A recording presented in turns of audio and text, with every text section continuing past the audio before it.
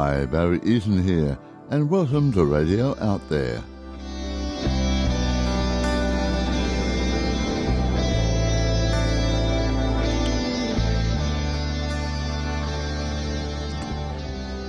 And this week we are off exploring the world of the elementals, the leprechauns, the elves, the fairies, the trolls. Oh, there's so many of them. Tanis Helliwell has written a wonderful book called The Leprechaun Story. That's one of many books that she's written. And Duncan Rhodes told me all about Tanis and put us in touch with each other. So this week, come with me on a wonderful journey into the world of the leprechauns.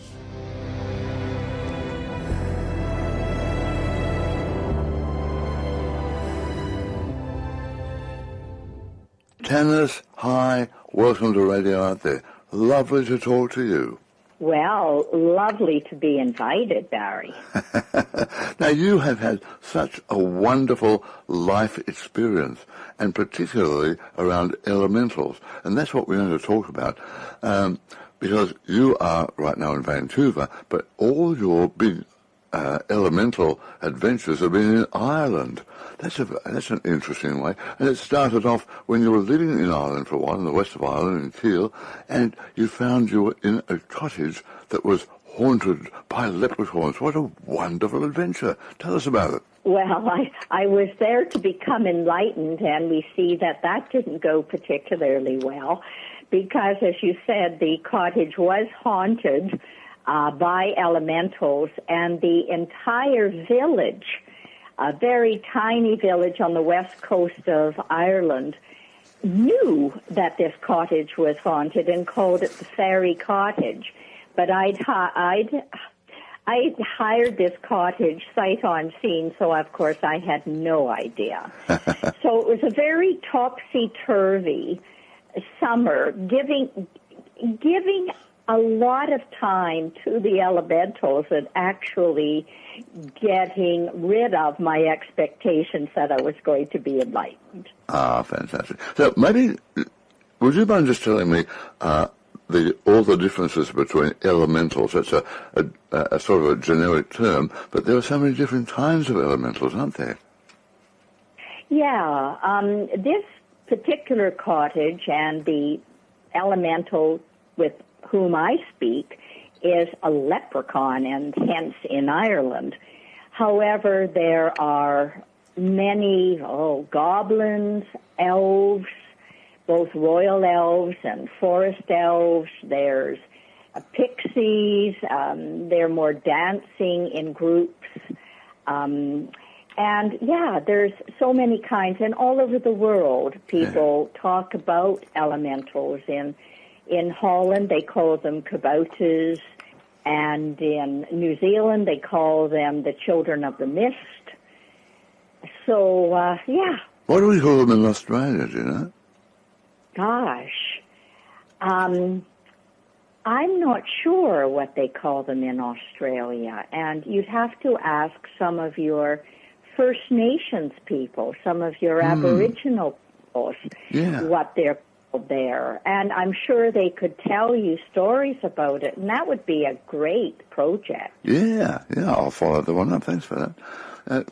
One lot of elementals you left out were the trolls, and I think we may have quite a few of them here in Australia somehow.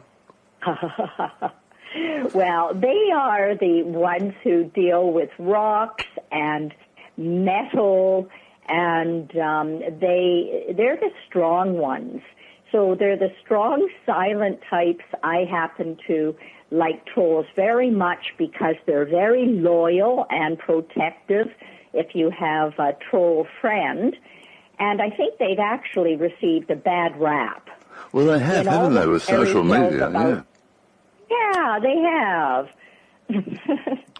Well, as you said, there's so many of them, and you've had the wonderful honour, really, of being able to work with some of the top elementals, and you've written several books, but the latest one is called The Leprechaun Story, and that immediately grabbed my attention. I thought, gee, I've got to talk to Tanis about that one. So I guess that all started off, as you said, in the haunted village, but then the man that really you connected with, himself, or also known as Lloyd, you've worked with him so much, haven't you? I have. When we first met, it was in the mid-'80s, and he asked me not to write about the experience for a decade, but that he definitely wanted me to write about it then, because it was very important people knew about nature spirits, about elementals, and wanting them to partner with elementals so that we could create a more beautiful and healthy earth. So he himself, as you say, he calls him, the others refer to him as himself. He himself is part of a group made up of many different kinds of elementals from all over the world. And as they can travel in space and time, there's no problem with them forming a group. And these elementals are dedicated to wanting to work with human beings, also from all over the world, to help, as I said, to create a healthy world.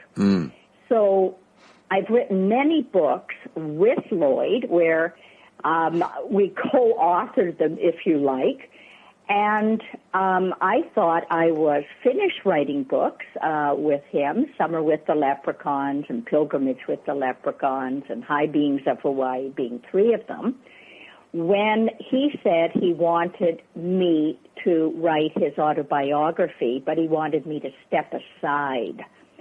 So I get, I think, 2 pages in the book just introducing Lloyd, and then Lloyd takes over the rest of the book. And as far as I know, Barry, it is the first book that has actually been written by a leprechaun or by an elemental, actually authored by them. I don't claim authorship of that book at all. I mean, my name's on it just because people associate me often with elementals, but as soon as you open the first page, as you can see, it's not my book. It's his book. It's his book, yeah. But if you put a book out saying the Leprechaun story told by Lloyd the Leprechaun, the publishers probably wouldn't touch it.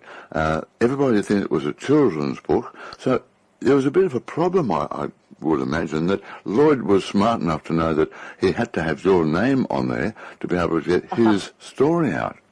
Well, leprechauns are very crafty, and they're good marketers, and they're very good in business. You know the story, of course, about if you catch a leprechaun and you can grab him and make him give his name, he'll give you the pot of gold.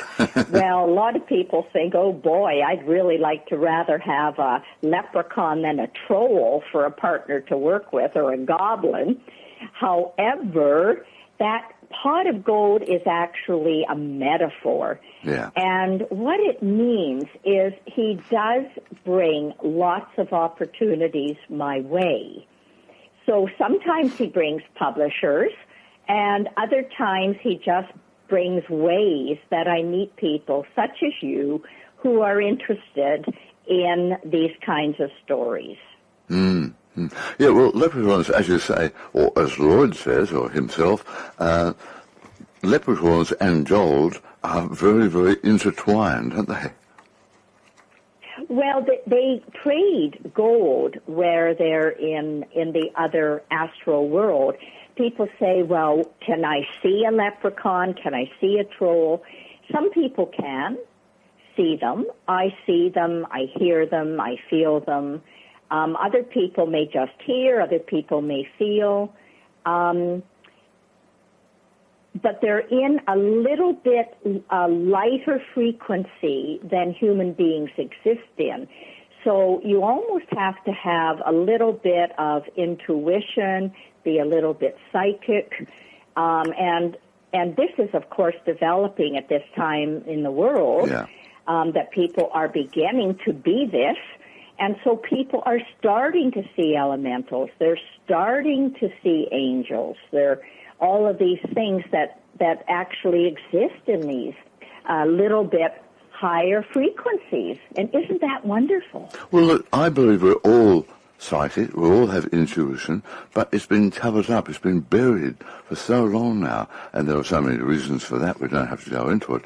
But, I mean, if after working in a theatre, radio, TV, whatever, I can then suddenly find and tap into my psychic and medium abilities, then I think they're there for everybody. But you have to want to do it.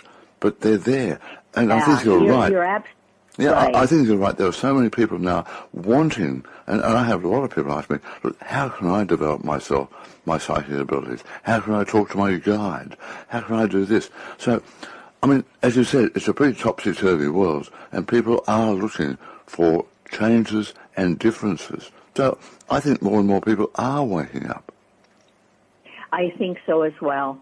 And that's probably why people are interested in elementals, that and the fact that our Earth is going to hell in a handbasket based on how we've treated it.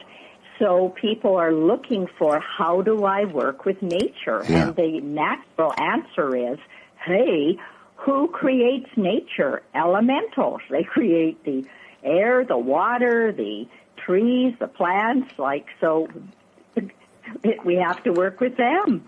So hang on, now that's an interesting point, because I guess if you talk to somebody who was highly religious, they'd say that God created all that. God created the earth, He created the trees and the rocks and the birds and the people.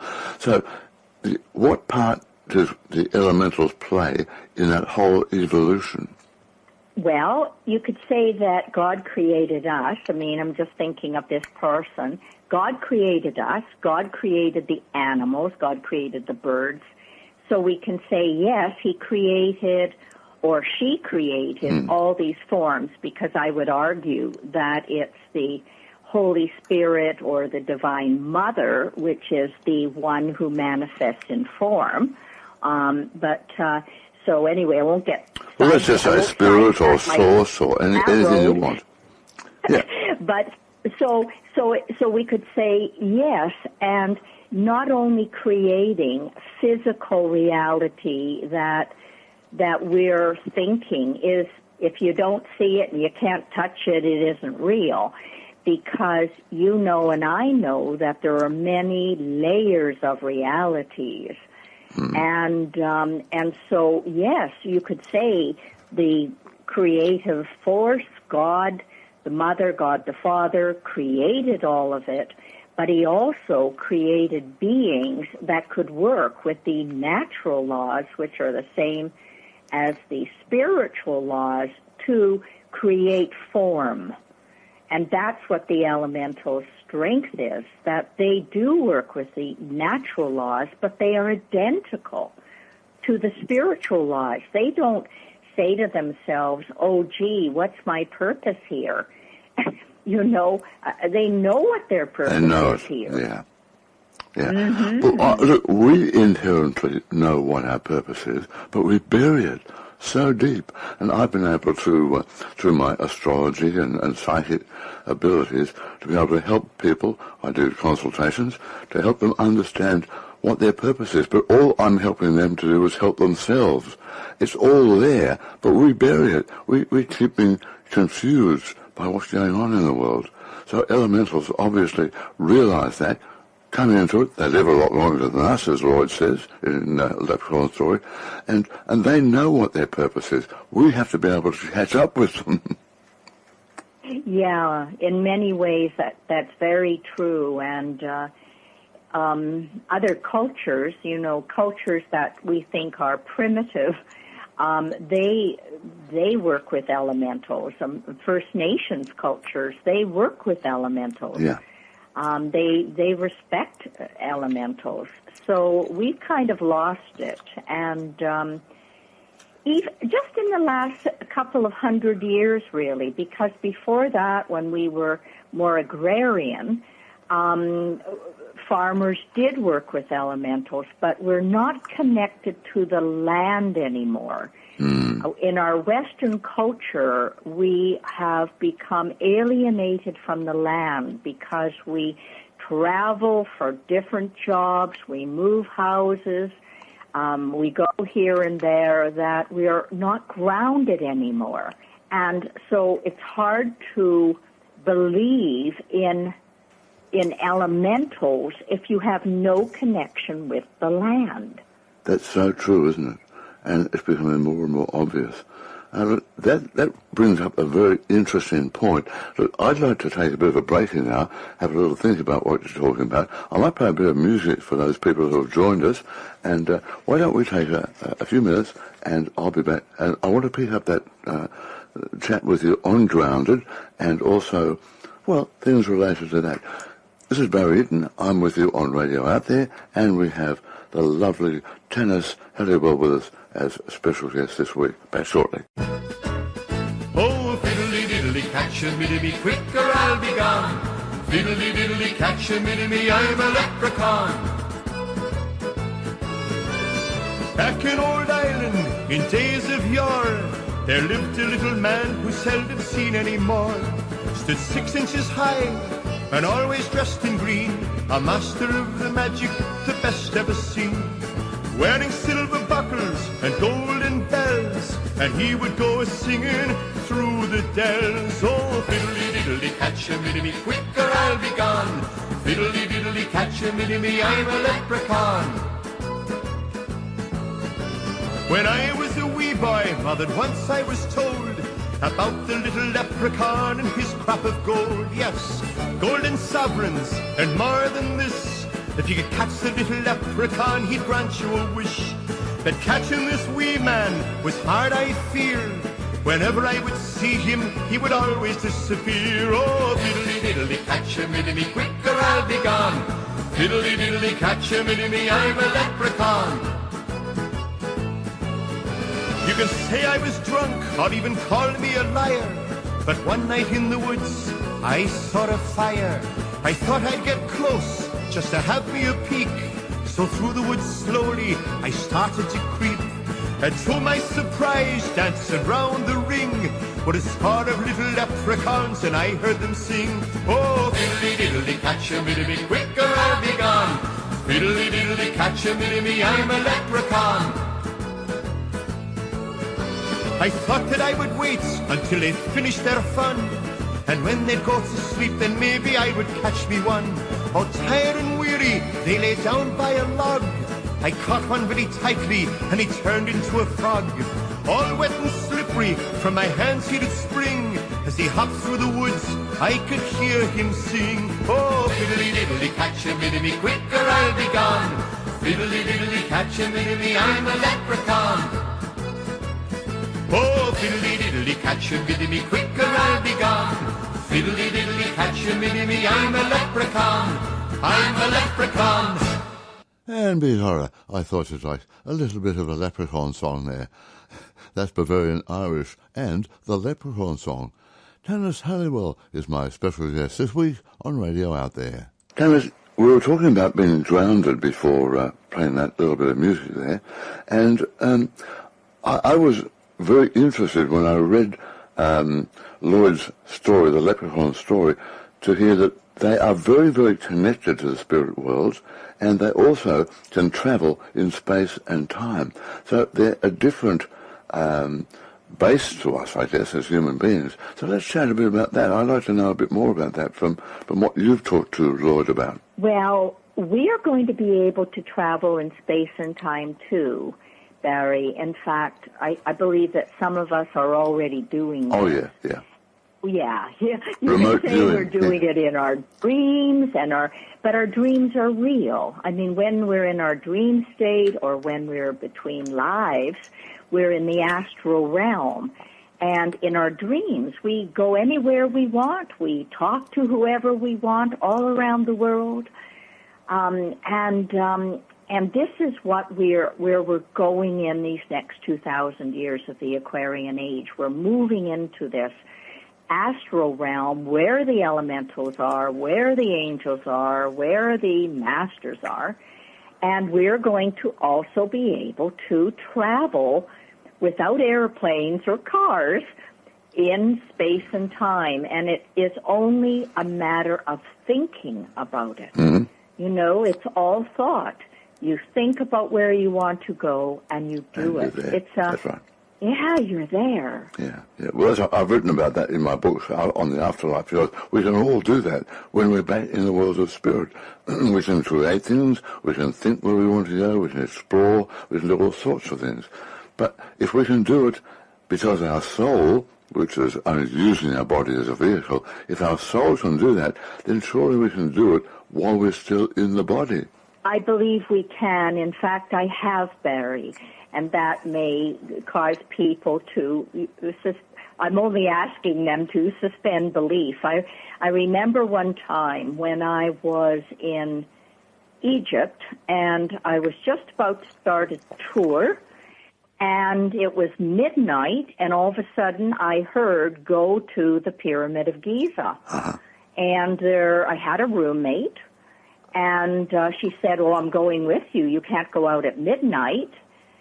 And I said, if you come, you mustn't speak with me. You must remain silent. You'll have to go back by yourself because I'm going into the desert, and there's a man coming to get me. And so I started walking, and this is midnight, up this path from the hotel, which was right at the Pyramid of Giza. It's called the Minna House. Oh, I know that one very well, yeah. Yeah, and I'm walking up the path to the Pyramid of Giza, and all of a sudden, I was in a totally different life. It was bright sunlight. I had a totally different body. There were people playing instruments on either side of me, ancient instruments. I knew my name. My name was Tari. I knew my purpose in that life. I was like a Mother Teresa trying to, help raise consciousness of the local Egyptians. I knew I'd been originally an Atlantean and that I'd come there to the colonies to try to help. I knew everything about my life. And then that ended. I knew I was going into these initiations in the Pyramid of Giza. That ended, and all of a sudden I was in a totally other different Egyptian life. Knew my name, knew everything about my life at that time, once again going into the same Pyramid of Giza for another initiation. It was a later life. And sure enough, this man came out from behind the pyramid, and he said, I've been waiting for you. Come with me. And he took me, and I spent the evening, the night, the rest of the night between the paws of the Sphinx. Mm-hmm. And later on that tour, the guide, who was our guide, his name was Abdel Hakim. He was a Bedouin. He was our guide for the tour. Never met him before, but he had been my guard in that first life, although I didn't need guarding, but he always went with me, always was silent. We came back to the Pyramid of Giza, and I said, Hakim, have you ever heard of Tari? Yes. I think she's buried on this plateau. Yes. Would you show me where? And he said to me, you were my priestess then, and you're my priestess now. You know where she's buried. And I went right there. Oh, wonderful. I know. That's and awesome. That was not, that wasn't a visualization. I mean, physically. Mm. I was physically in that life. Yeah. When you were there, if I can just ask you, I've always been absolutely fascinated. I know I've had lives in Egypt. I've been to Egypt several times. Love it. What do you find from your exploration there, going into another life, into another body, the purpose of the Great Pyramid? Because there's so much controversy about that. It wasn't just a tomb, was it? No. It was an initiation chambers. They have different chambers there. Most people go to the king's chamber. Mm. That was for the third initiation, where you had to go through a kind of death and rebirth experience, and you were put in the coffin, the sarcophagus there. Yeah. But underneath that chamber, we were able to go physically, I'm talking about the whole group, we're able to go to the Queen's Chamber, which is not usually seen by people, by tourists. No, they don't. And we were able to go into that, and that was the second initiation. And I climbed outside of the pyramid up to the top of the pyramid, because you can do that, believe it or not. But wasn't it covered in granite at that time? Yes, but those were facing stones, and they are off now in many places. Oh yeah. Yeah, and so you can go up higher, and those facing stones were like high quality crystal, so that they were slabs, but they were high quality crystal. So it attracted the energies, the solar energies, the cosmic energies, to empower that to be an initiation site. Uh-huh. Yeah, well, that makes a lot of sense. A lot of sense. So there we are. That's a fascinating story. Absolutely. Well, I don't often tell it, so it's kind of surprising we got onto it. No, not from really. the gods to previous Egyptian lives. But this is the whole thing about traveling in space and time and knowing it's possible. Knowing it's possible. I think people are starting to believe that, yes, there are UFOs and there is some sort of a cover-up that, because where else have these crop circles come from? And what was Newgrange really used for, and the Great Pyramid of Giza? There are too many questions and not enough answers in this known reality. Yeah. So it's wonderful people are questioning. It is, and it's about time. It's about time. Is about time. And it can only happen because the present world is collapsing. You have to have a collapse of an old paradigm, which no longer works, in order to have the birth of a new paradigm which will supersede the old one. And so that's where we're at right now. We're at this bridge time between the collapse of the old. In every structure we have, we see it, whether it's not just environmental, it's health-wise, it's economic-wise, but we've got this bridge now through this questioning to start opening up this book now of all the secrets that have been buried for so many hundreds or thousands of years. Yeah. Now, all this wisdom that you have accumulated, has that been in association with Lloyd and the other elementals? No. I have, like you, I have many hats I've worn in my life, and for 22 years I led tours to sacred sites of the world. And that was one of the things I did, to help open the dragon lines, the acupuncture points of the earth for healing of the earth, and also to help people who were on the tours to meditate and improve their consciousness as well. Yeah. So I did that. But I've also, for 35 years I was a management consultant, working for IBM and banks and the government and all sorts of places, doing courses in leadership and dynamics of change. So I've worked in the real world as well as, the real third-dimensional world and survived in that, just like you have, being a staff writer for mainstream papers. I saw on your resume, and I think that that's very important because that grounds us. We show, and it gives us credibility. It shows that we're not a cuckoo nut. You don't work in for 35 years in the mainstream world and are successful if you're not, if you don't know the rules of that reality. That's true. So what was a turning point? What was a catalyst for you to not leave it behind, but to move on to that next stage in your life? Well, my work happened simultaneously. Like you, I was born this way with second sight, and I became a management consultant when I was only in my late 20s, but I was also a psychotherapist by then. So I was helping people with their spiritual transformation that way in private practice.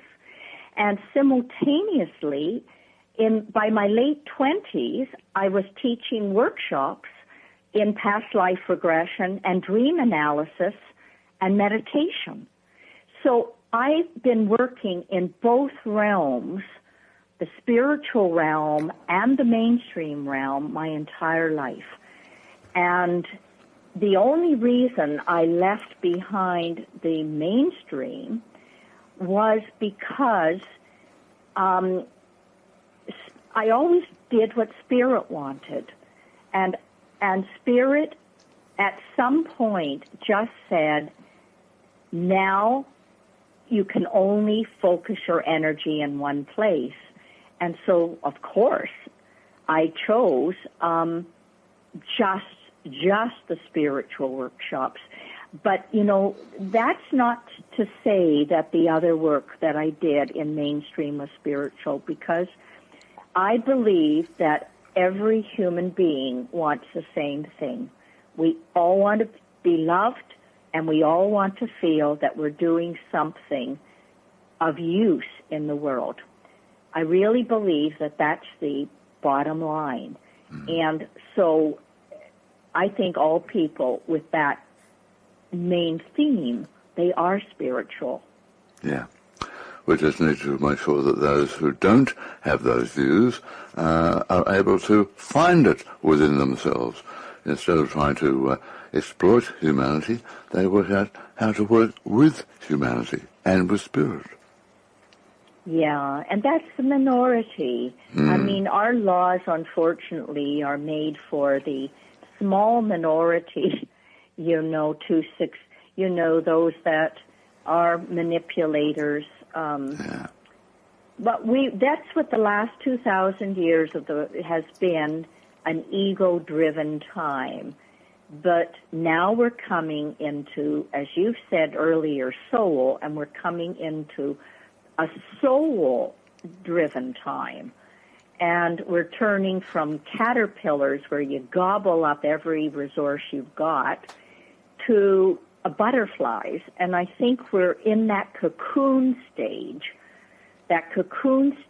where we're no longer caterpillars. I'm talking about the 95% now.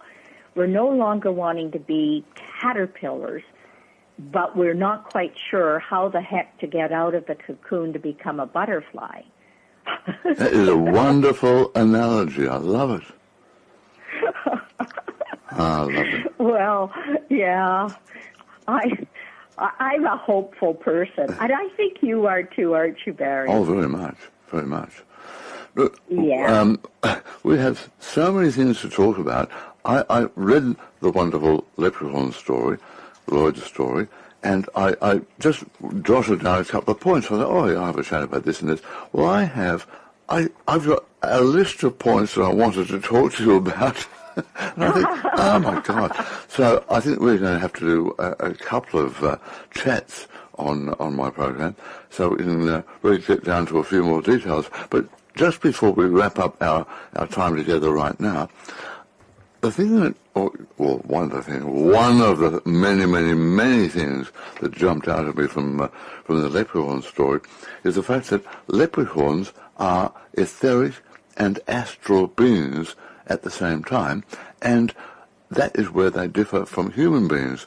So, can you just explain for that a little bit more? You've talked to Lloyd about it, I presume. Sure. The etheric, for me, composes the 99.9% of ether that isn't that we're not seeing or feeling. So we know, scientists know, it's not just me coming up with some hypothesis. Scientists say you're not solid, you're 99% ether, space, whatever you want to call it, and I would call it consciousness. Mm-hmm. So that 99.9% of consciousness can manifest a physical body, it can manifest an etheric body because that's still form, and it can manifest a causal body because that's still thought, and thought is a form as well. So all of that, for me, comprises the etheric body. That, and we've all got that. Everybody's got that. But we tend to focus our attention more on the physical at this stage in our evolution. I'm talking about humans, where elementals are more focused. You could say they dwell or live in the astral reality, a lower astral frequency, because in the astral there are so many frequencies. The same as within the causal reality. There's so many frequencies. So the elementals are in a lower astral frequency, which is closer to the physical, and that is why they can work with our physical reality. Okay. But they are at a different vibration to us, aren't they? Exactly. They're at a higher frequency, a higher vibration. Yeah. And we see them, we can talk to them, and we can hear them when we raise our vibration, which is what I call being a soul-infused personality. Yeah. So we've all got a personality. You've got the perfect vessel that you need to do what you're doing. I've got the perfect one for what I'm doing. We've all got the perfect vessel. And as we start working more with spirit, it's, as you said earlier, it's not learning something new in a way. It's opening up to what we intrinsically know. Yeah, who we really are. Yeah, I mean who we really are. That is the thing. I was taught a while ago to work with a certain crystal and raise my vibrations, and as such, I was able to access all sorts of areas, other dimensions, all sorts of things with these very, very, very powerful crystals I have, and but I was instructed to use them by raising my vibrations, and that is where we can all benefit, raise our vibrations, and move and improve ourselves. That's right. That's right. And some of it can be using crystals. Other people will be doing tonings. Other people are meditating or doing yoga. Other people are reading spiritual books. Yeah. And it can be all of the above and more. But we can also, as you say, and this is how I do my vibration raising, is through meditation. I go into a deep state of meditation, raise my vibrations, and then connect with spirit, connect with all sorts of wonderful people. So if I can do it, anybody can do it. Yeah, it's true. Yeah, and different people meditate in different ways. Like you, I've been a lifetime meditator. And I sit to meditate, but I have to also say that every day I need to walk in nature, and that ideas, new thoughts, new ahas come to me just walking silently in nature. Yeah. And so people can enter this state gardening. They can enter the state walking in nature and appreciating and loving it. It's so true. Well, I live very near the beach, and my partner and I usually go for a walk most days, and just sitting on the edge of the beach, watching the water, connecting like that, it is so wonderful. It's a beautiful experience. what do you think I'm doing right now, Barry? I am I'm sitting actually in my home, which is right on the water, right beside the water, north of Vancouver. And I'm watching it as we're speaking. One of my very favourite parts of the world. Yeah. Tanis, it's been absolutely wonderful connecting with you today. Now, I've got an online version of your book, but if I wanted to buy the hard copy or go online, what's the best way of doing it? Oh, go to Amazon.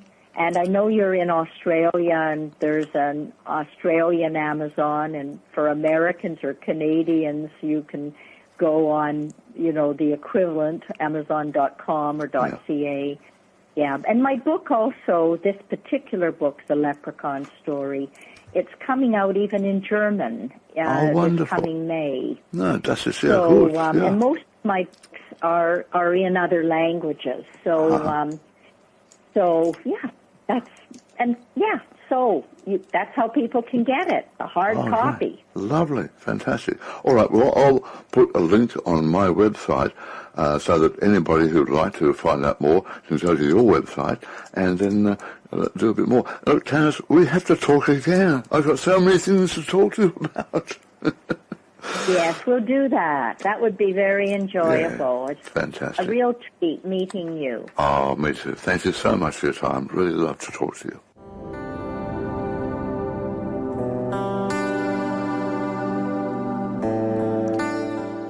I hope you enjoyed that as much as I did. Tanis Helliwell. And there's so much more to talk about. We only looked in the surface. So I'm going to talk to Tanis again in the not too distant future. All right, that's it for this week. And I shall be back with you next week and something very special. Okay? See you then.